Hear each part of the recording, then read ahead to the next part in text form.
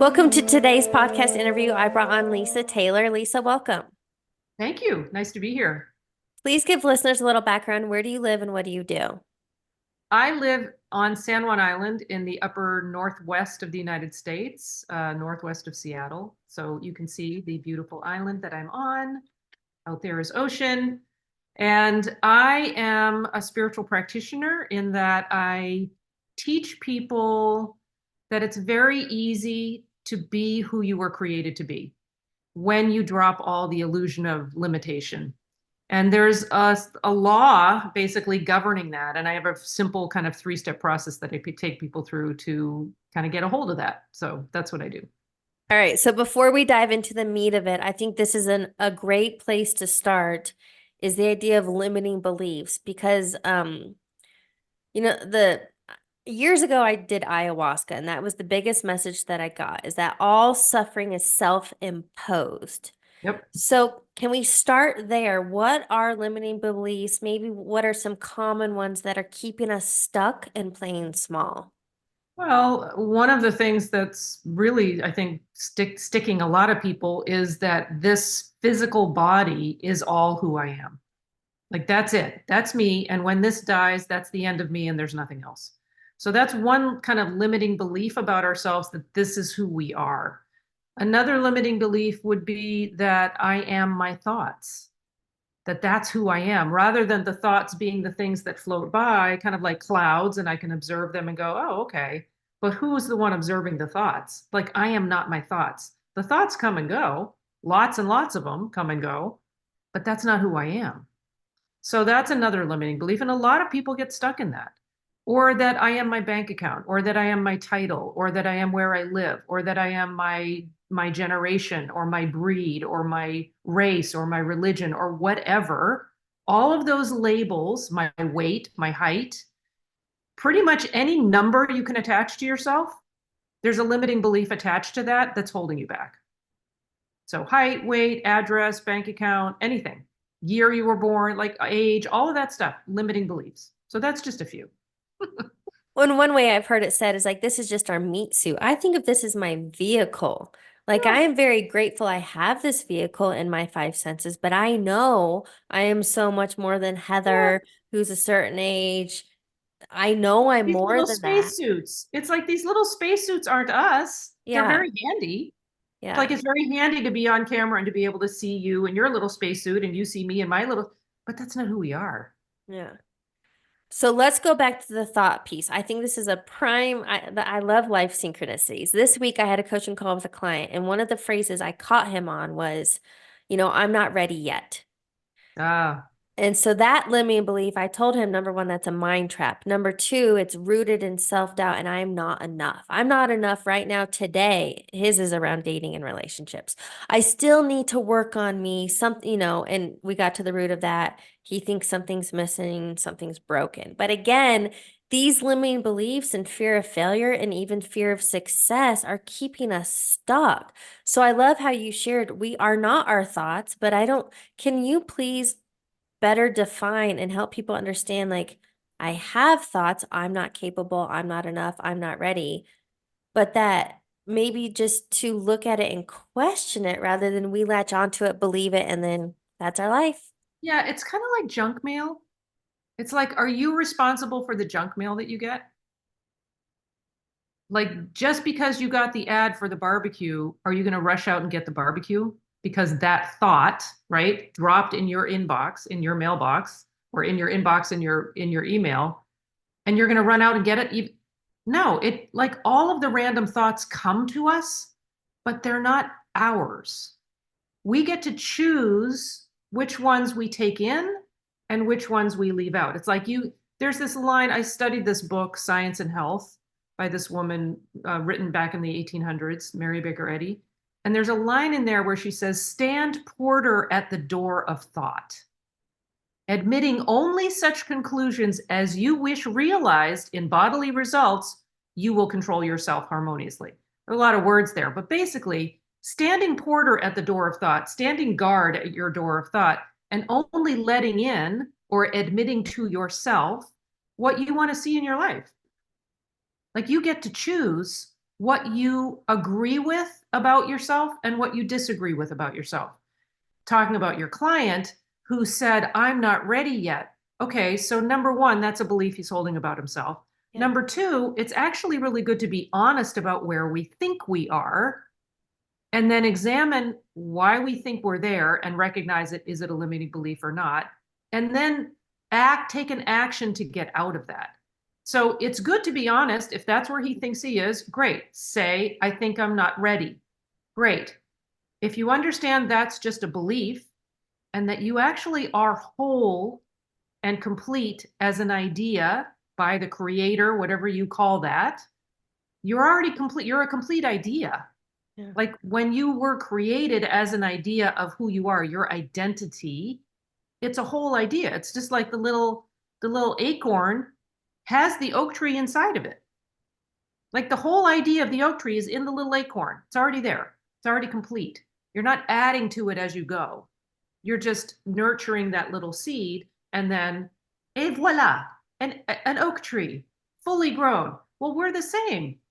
If we put ourselves in the right conditions, with the right, care and watering, the right sunshine, we blossom into the fullness of our being. We blossom into being and demonstrating our true identity. So we're not holding on to a limit that says, no, no, I can't because 6 years ago I had this accident and I can't. It's like, well, hang on, there is no past. And there is no future. There's only now. So what you're accepting about yourself now is the reality. And it is what your life is going to be exhibiting. If you they've done all these studies with, people who have split personalities, and one personality wears glasses and one personality doesn't. And when they shift personalities, the shape of their eyeball changes based on who they think they are.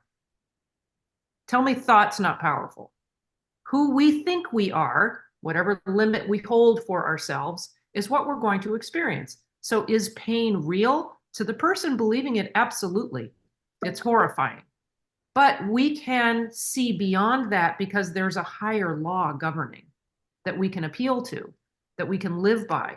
But if we're stuck in this basal law of 3 dimensions and 5 senses, and we're living by that, then we are subject to all of the pain of that. So it's our choice. So what you're really talking about now is our beliefs and our belief system. I think of it as like our BS. But here's Yes. what I love. Abraham Hicks has said, your current circumstances, your current results in life are simply a reflection of past thinking and your beliefs. So, for example, I think a lot of people struggle, the 3 big ones I see: health, money, relationships. Yep. So, can we talk about how our beliefs are creating our reality? If you don't like your reality, you can change your beliefs. Yeah. I mean, it goes back to that Wayne Dyer quote, right? If you don't like the things you look at, change the way you're looking at them, or whatever. I forget When how you it goes. change the way you look at things, things you look at change. Yeah, yeah. When you change the way you look at things, the things you look at change. So are we in health, wealth, and relationships? Can we govern our health by changing our thought about ourself, about our health? Well, it depends what your belief is about where does health come from. Here's a story that I heard that might help sort of elucidate this. There's this older guy who rides horses every day. He's quite a bit older, and he's out on his daily ride, and he comes across another individual who says, "Oh, very impressed that there's this older guy. I don't know how old he was, but older guy that was riding horses." And he's very impressed. And said, "Oh, do you ride to stay in shape?" And he looked a little confused, and he said, "No, I ride because I'm in shape." And it just completely turns it on its head. And it's kind of like that difference when we used to think the earth was at the center and the sun was going around the earth. And then all of a sudden we realized, oh, no, no, the sun's at the center and we're going around the sun. It's the same thing with our body. At some point, we will realize that the body, this little spacesuit we're walking around in, the health of this body, the health is actually in the source of our being. And this is the expression of health, or it's the expression of false belief. Like one or the other, but you get to choose which side are you going to fall down on, or not, or which side are you going to stand on? Are you going to fall on this side, the side with all the false beliefs? and take on the false beliefs and then have that run your life?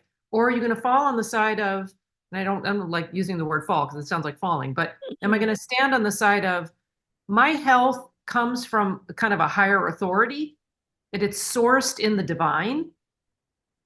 And that's where health sits. And I'm the very, as you used the word, reflection of health. That this body is the reflection of health. It's not the source of health. So I get to govern my body by knowing the truth about me instead of falling for the false belief of me that's based on a past story or based on a world belief, based on a lot of the commercialism of the medical industry, that's this money-making operation that really doesn't have a lot to do with health. That's not to say that the people who work in health aren't wonderful people, but big pharma and doctors being trained to sell sickness in order to sell medicine to make money on the sickness, that's big business. That's not health. That's not healthcare. So that aside, I get to choose, do I want to buy into that and listen and be hypnotized by all the commercials? Hey, it's flu season, time to get your flu shot. Who says it's flu season? Yeah. Like, really? You're going to put that little seed in thought. People are going to believe it, and then they're going to start exhibiting signs of flu. It's like, really? Well, what if I planted a different thought? It's health season. It's freedom season. It's the time to be the most healthy you've ever been. Let's plant those seeds and make those the commercials and see how healthy people get. Notice when I was growing up, like everyone had their tonsils out. Like tonsillitis was like all the rage. And I think absolutely more than half the kids in my high school had their tonsils out. I never did. I never dealt with that. Have you ever heard of people doing that now? It's like it was very fashionable back in the day. Now, no one's talking about getting their tonsils out. It's like these trends, just like in fashion, these trends go through health beliefs and people latch onto them, they buy into them, and then they suffer from them. And then they play that out in whatever form. So we've got to be, so I'm sort of going on here, but the beliefs that we hold about health determine the harmony of our experience. And we get to choose what are the beliefs we're holding on to. And it's better at this point, if you're struggling with a belief that's really negative, at least latch onto a belief that's better. Start there. If you can't go to the ultimate, like health is sort of the divine and I'm the reflection of that, if that's too far of a reach, great. Just start with a belief that's a little bit better than the one you thought was horrible. Start with a better belief and improve that way, step by step. Yeah. Well, on that note, what I wrote down is health, love, abundance is our natural state. Yes. That is all naturally who we Yes. are. If at any time you're in chronic ailment, dis-ease, sickness, lack, scarcity, that is all. It's time to shift our perception. But also what I wrote down is the importance of a reframe. So as an example, again, around money, a lot of people are like, I can't afford that. Well, that is a belief. So what if you reframe and you switch it to, how can I get that new car? How can I start that business? When you ask better questions, I think this is something Tony Robbins always said, but when you ask better questions, you get better results. And then I think it's important, you have to create that space to get the answer. Absolutely. I mean, if you can even take it a step farther and say, I can afford this. And now let me see why.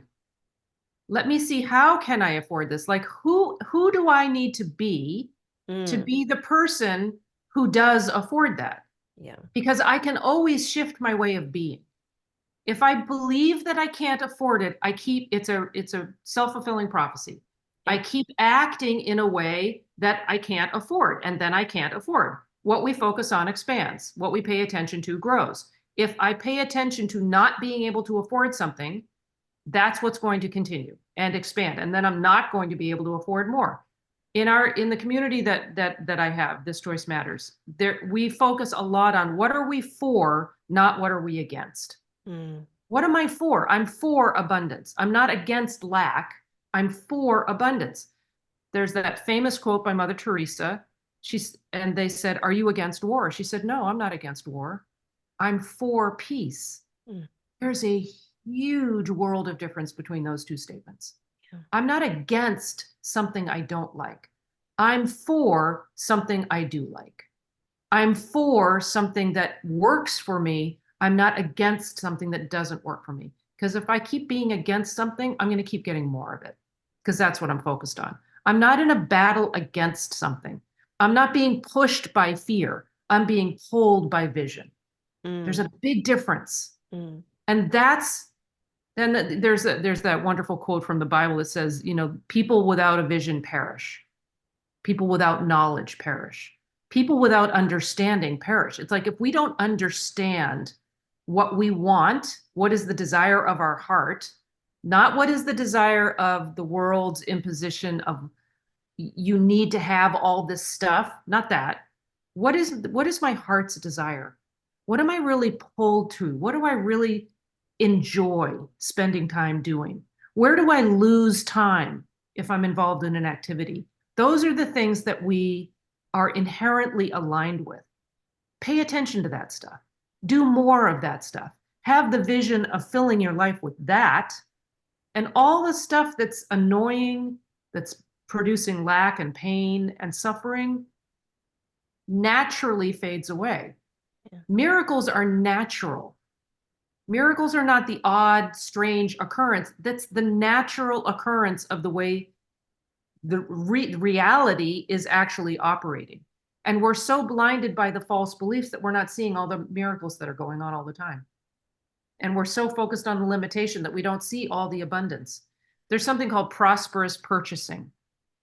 If you know that you can afford it and you make the purchase with the understanding that that's the reality of your being, it's going to produce more abundance. It's like the hose, right? You have a hose that if you turn it on, water comes out. Well, if I have the hose turned off, and basically the water is the finances flowing through your account, the money flowing through your account, the abundance flowing through your account. If I close it off and go, ooh, the hose is full of water. I got to keep that water. I don't want to let it go. If you don't turn it on and let it flow out, it's not going to come in from the other side. You've let it stopped. It's like, and then a little bit dribbles out, little dribbles out. It's like, it's your choice. You can keep the hose turned off the whole time and just eke out a little drip every now and then just because this is all I have. It's like, yeah, that's all you have because you don't turn the hose on. Turn it on. And what happens to that water in the hose? Like, you remember as a kid when you went and drank from the hose? I don't know if anybody does that anymore. We used to drink from the hose in summer, and the first water was really hot because it'd been sitting in the sun, all coiled up. It's like, because it was sitting there. And usually it didn't taste very good. And then you'd let it run, and then it was like, oh, then it tastes fresh and cold and wonderful. It's because it's all clean. Well, the water that sits in the hose like that gets all stagnant and gross. It's like, what do you think's happening to your money when you're not spending it? Now, that doesn't mean go out and be, sort of unreasonable in spending. You want to be reasonable and honest with yourself about it, but come from the standpoint of abundance, not from the standpoint of lack.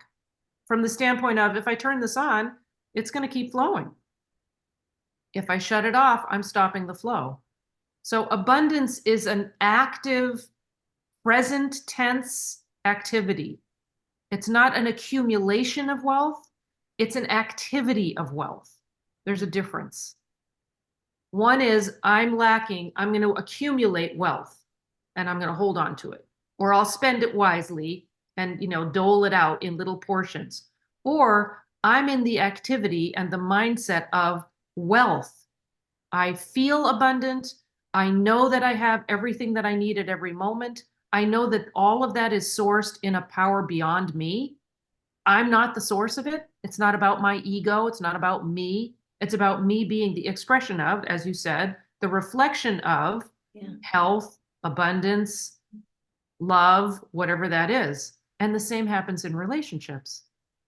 Am I the expression of, the active expression of, reflection of love?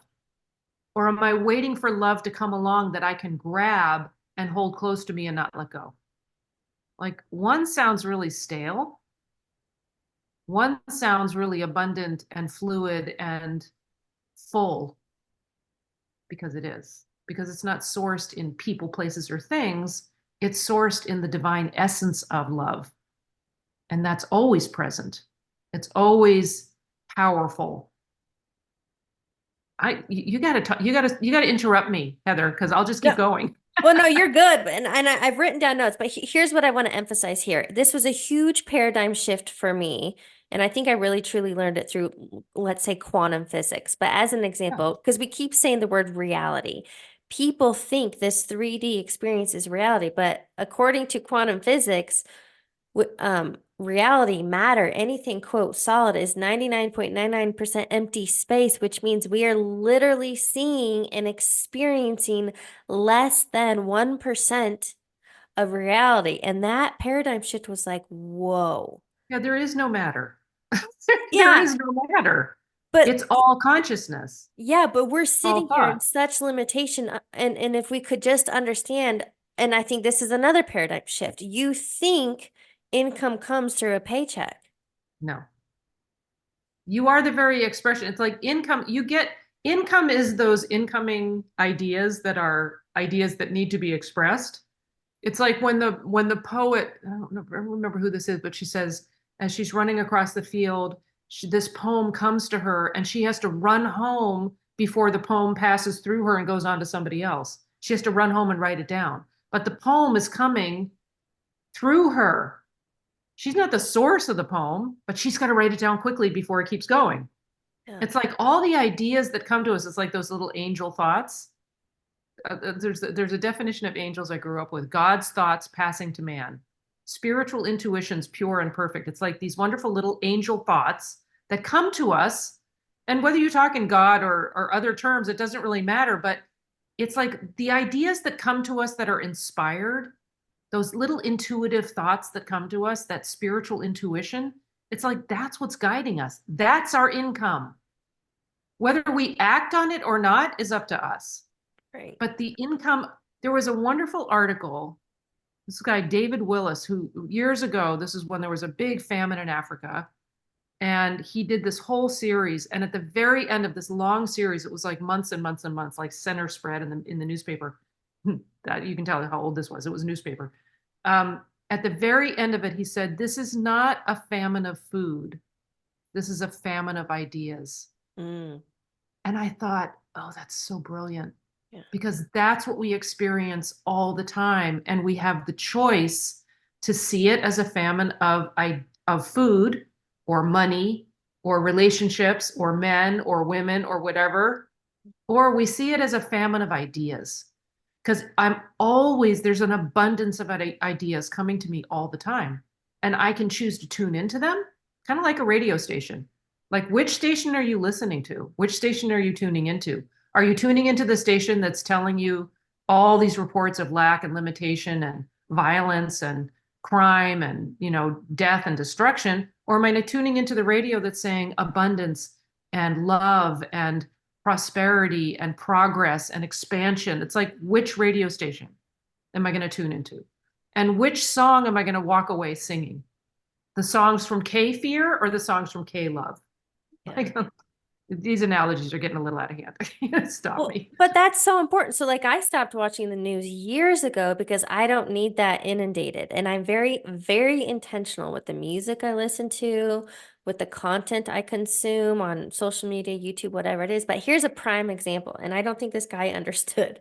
Last summer, I went boating with somebody I met through Colorado Boat Crew that I'm in charge of. I went boating with this guy, and he seemed like a nice guy, but his music was angry and limiting, and he was spewing how his life sucks and he has no friends. And I'm like, it has everything to do with what the energy you're taking in and surrounding yourself with. And I haven't hung out with him since because, like, I can't be around that.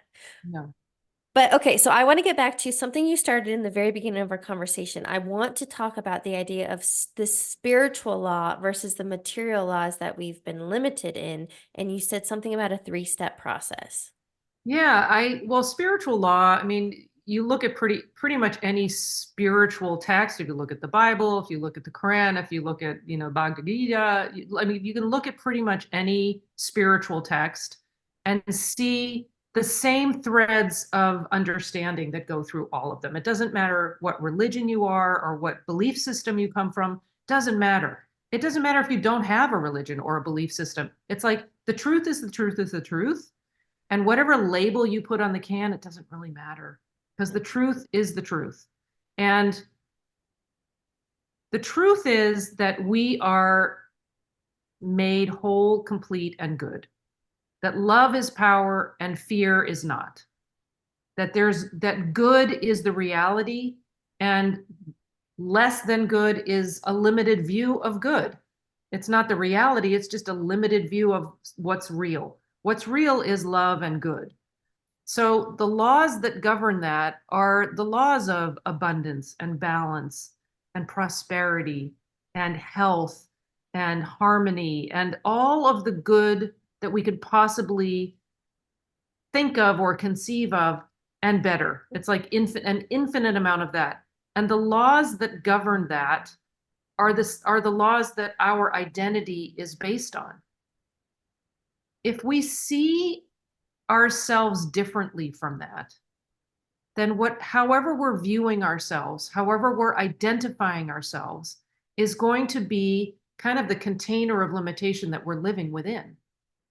And if we recognize that that's what's going on, it makes it a lot easier to say, okay, chuck all those limiting beliefs, chuck all of those, chuck the container that I'm seeing myself in, 3 dimensions, 5 senses, material-based thinking, external-based thinking, and let me see who am I inside?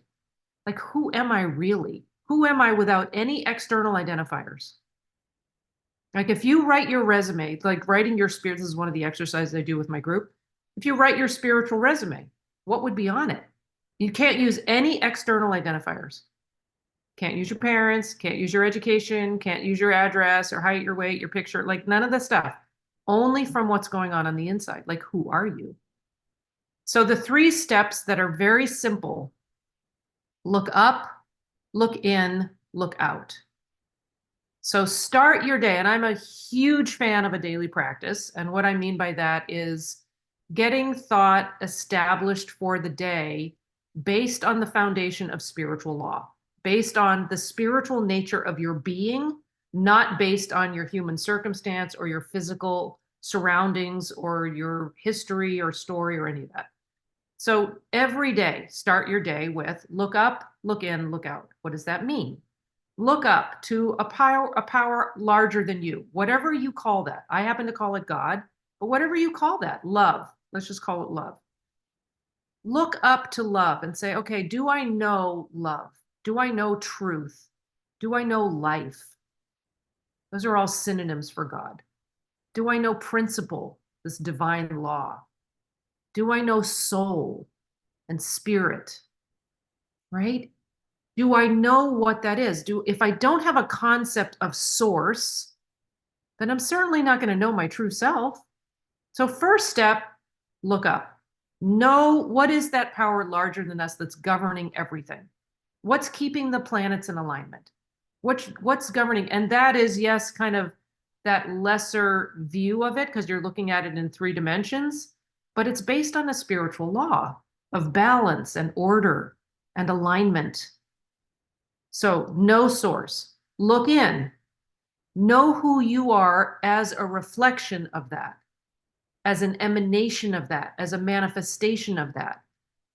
If, like you were saying, if you look at the ocean and you look at all the drops of the ocean, they're all made of the same stuff, but they're all individual drops. If you look at the sun, all the sun rays that come out from the sun, each ray is an individual ray, but it's all the same light. It's all made of the same stuff. If you look at the source of life and you look at all the ideas that came out, all the creation that came out from that source, it's all individual, but it's all made of the same stuff. We're all made of the same stuff. Some people call that stardust. It's like we're all made of the same spiritual ideas, the same spiritual qualities that you would put on your spiritual resume. So that's looking in. Know who you are based in spirit.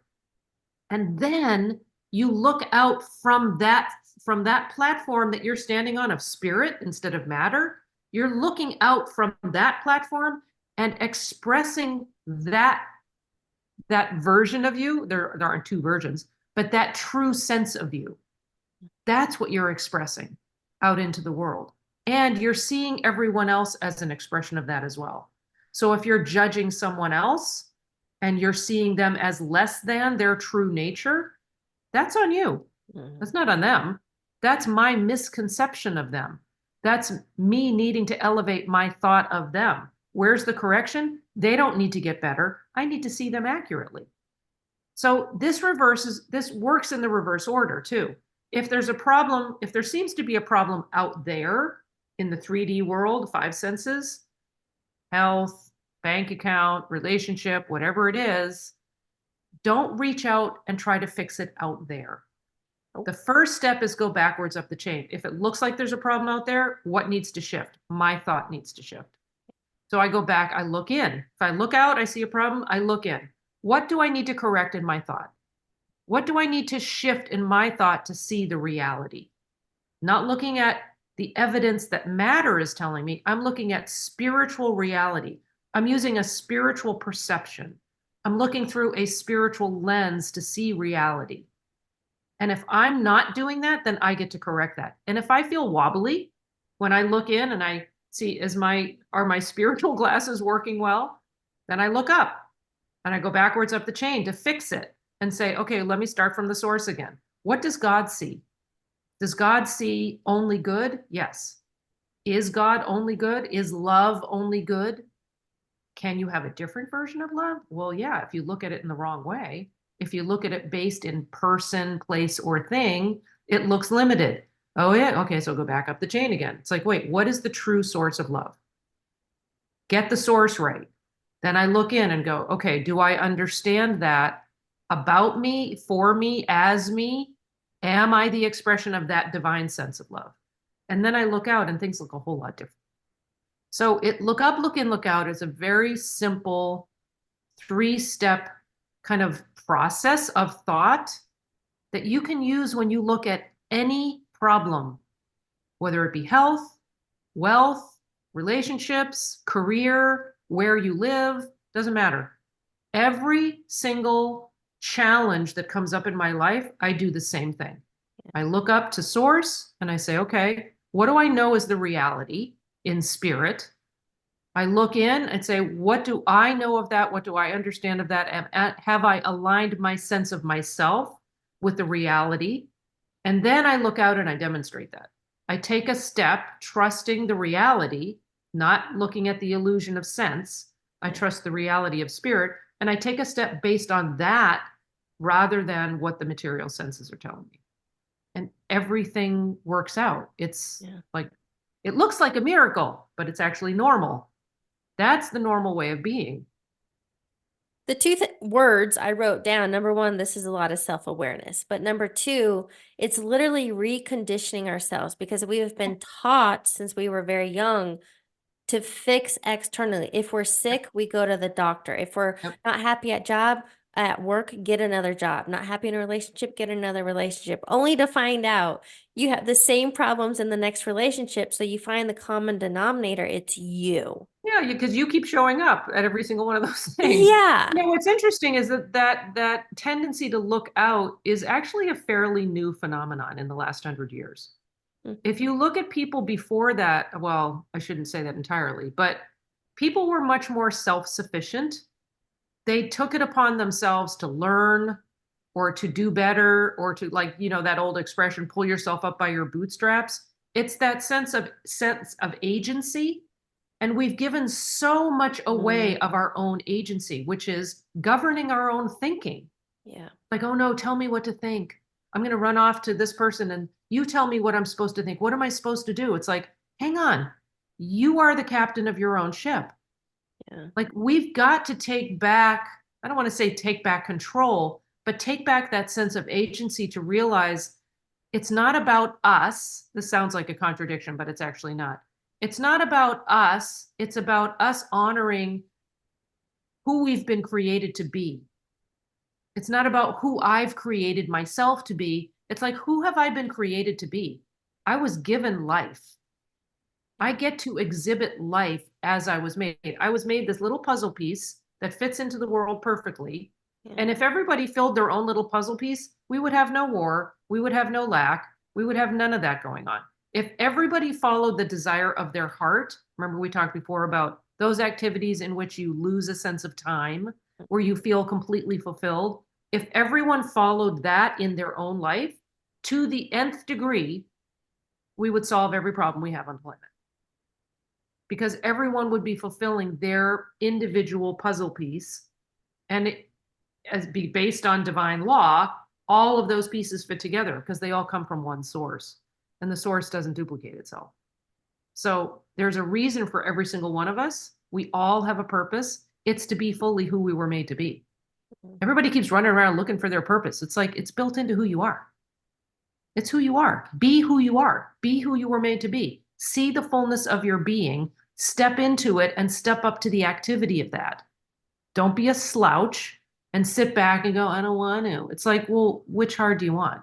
Do you want the heart of suffering? Or do you want the heart, what looks like heart of stretching into a new sense of yourself, letting go of the old confined version of you that you've been walking around in, been walking around in this iron suit of limitation. It's like you get to bust out. It's kind of like, what is it, the Hulk? It like busts out of the rock, or maybe it's the rock. I don't know. It's some cartoon I'm thinking of, where you bust out of this crust on you and you start to stretch into the fullness of who you are.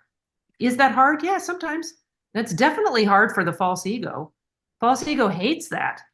It's like, no, I don't want new. I want comfortable, limited, old. I'm familiar with this limitation. I'm staying here. It's really scary to see something new. Yeah, it is scary. Which heart do you want?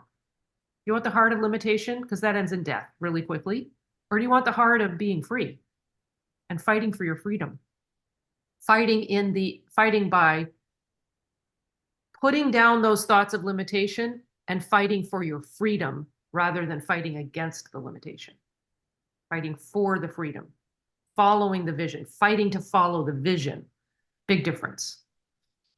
And I think what we're really talking about here, full circle, is the idea of choice. And I'm very visual. So, what you were just describing, I imagine myself in a cardboard box, which is where most people live. And so, I would love to ask you, when we're able to remove the illusions and like pull back all these false layers, what is possible when we're showing up every day as a conscious creator? Everything is possible. Yeah.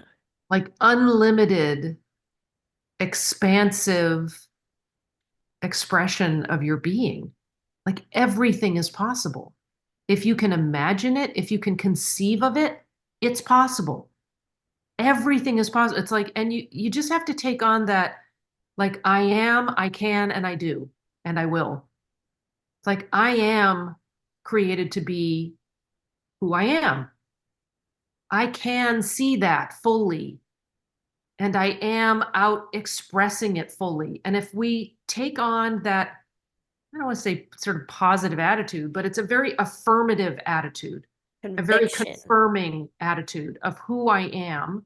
Yeah. Look up, look in, look out. It's like start there every day. And before my feet touch the ground, I am in service. I am, okay, you created me. Use me to my fullest. Use me to bless others, because that's where you're going to get the most fulfillment, is when you show up for others and show others that they can do the same. It's that wonderful quote from Marianne Williamson, like, who am I to be brilliant, gorgeous, talented? Well, who are you not to be? Yeah. And when we claim that, we give other people permission to do the same. It's like, that's why we're here, to claim our brilliance and to say, this is what I was created to be. Look who God made. This is awesome. Like if I can't stand in all humility, stand and say, I love this. I love who I was created to be. But it's not to glorify me.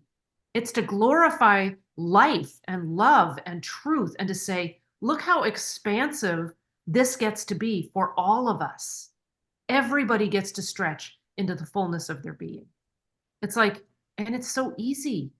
If we just decide before we get out of bed in the morning, this is who I am. Yeah. This is who I'm made to be. And I challenge myself to step into that in some way today, a little bit more than I did yesterday. I'm going to challenge myself to step over that fear and trust that the strength that I have to be me was given to me when I was born.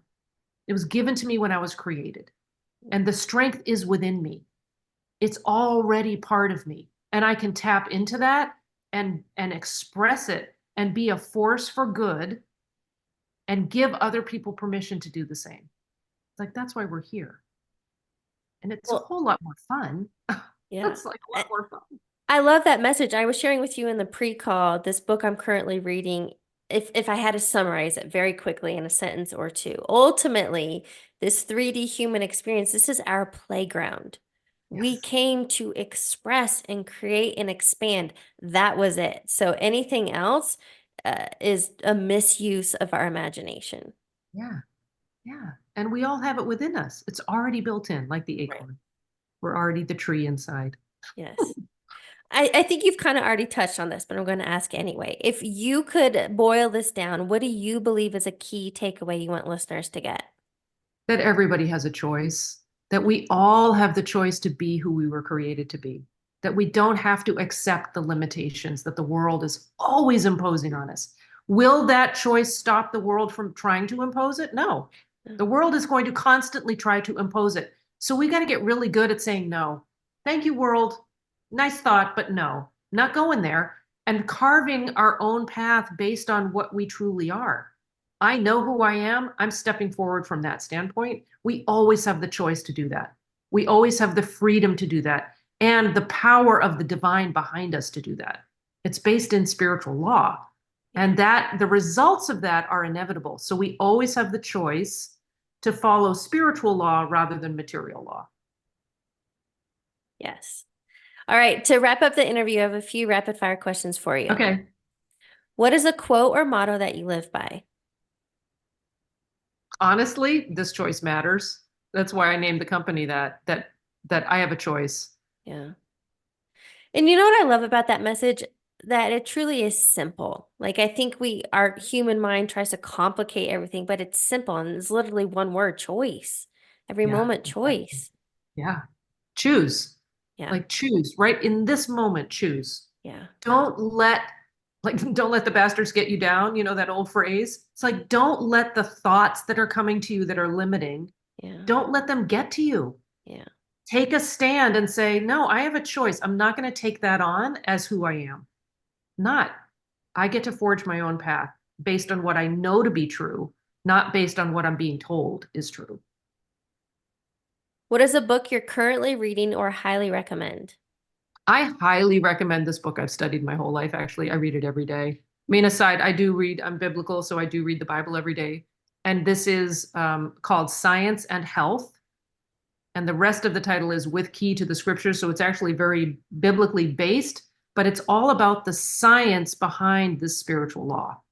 And that it's the same law if you look at sort of Jesus and the prophets and different people in sort of biblical times. It's the same law that Jesus lived by. I mean, he broke every law. He broke the law of birth, broke the law of death, broke the laws of time and space, broke the law of gravity, walked on the water, broke the laws of society, broke the laws of gender, like broke all the laws because he followed a higher law.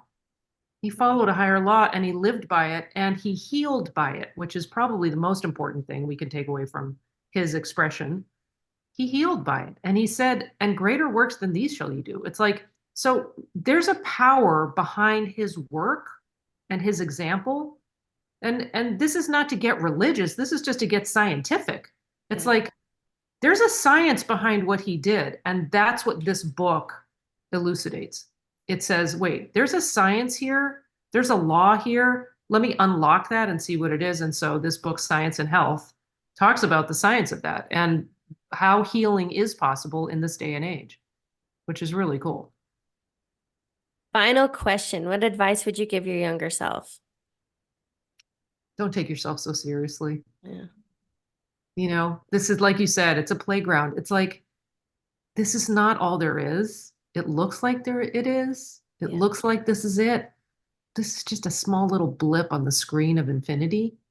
It's like, don't take it all so seriously and actually have fun learning how to, I don't want to say manipulate, but learning how to overcome what looks like limitations and kind of play in this field of consciousness and mind, infinite mind, play in the field of infinite mind and be free from all this limitation. Just kind of have fun with it and play with it and try it out. I mean, that's the thing. Like, experiment with it. If you don't, it's like this book. It's like throw the book against the wall, see if it sticks. It's it's not it's not sort of this precious little thing that we have to be careful with. It's like, no. It's like we get to go in and do experiments. It's like if this is a law and this is a science, great. Let me do an experiment and prove it. It's already been proven. Let me demonstrate it. Right. Like play. Have fun. Don't take it so seriously. Yes. Such a great conversation, Lisa. Thank you so much for joining me. Thanks, Heather. It was really a pleasure.